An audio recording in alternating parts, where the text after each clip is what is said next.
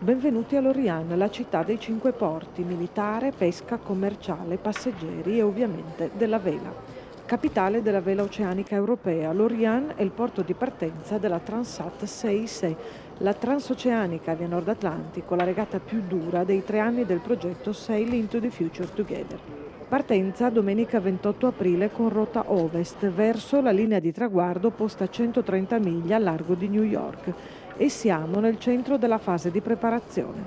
Dopo la parata e l'inaugurazione del villaggio avvenuti martedì scorso, oggi appuntamento con il briefing sicurezza per Alberto Bona e ultimi lavori a bordo per il comandante Pierrot e per Pablo Santourde dell'Arco, volato dalla Spagna a supporto. Eccoli invece i 48 skipper tutti assieme ad allinearsi sulle procedure di sicurezza coordinate dalla Marina Militare francese. Istruzioni e regole da seguire per l'attivazione degli allarmi in caso di necessità per essere raccolti in mare da un aereo di soccorso.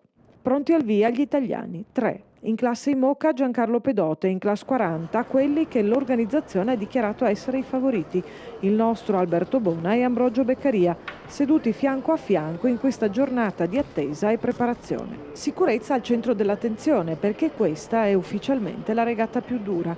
L'organizzazione ha definito le aree in cui non si potrà navigare, una ampia zona di rispetto a nord lungo la costa canadese, tiene lontani gli skipper dal mare del Labrador dove a navigare sono gli iceberg e attorno alle isole Azzorre dove a navigare invece sono le balene che le regate oceaniche vogliono proteggere. Tutto il resto dell'Atlantico è per i navigatori, ma è chiaro che la rotta migliore punta a nord, anche se si nascondono insidie.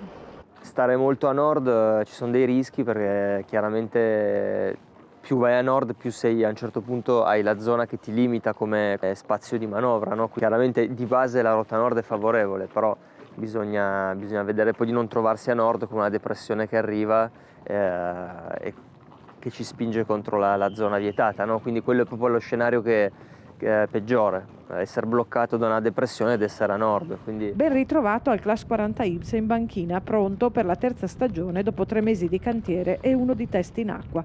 Bellissima come sempre, è stata ottimizzata da Alberto Bona per la navigazione di Bolina, per essere più sicura con una evoluzione delle paratie stagne e un po' più comoda con un sedile guscio dove stare riparati e contestualmente occuparsi della navigazione.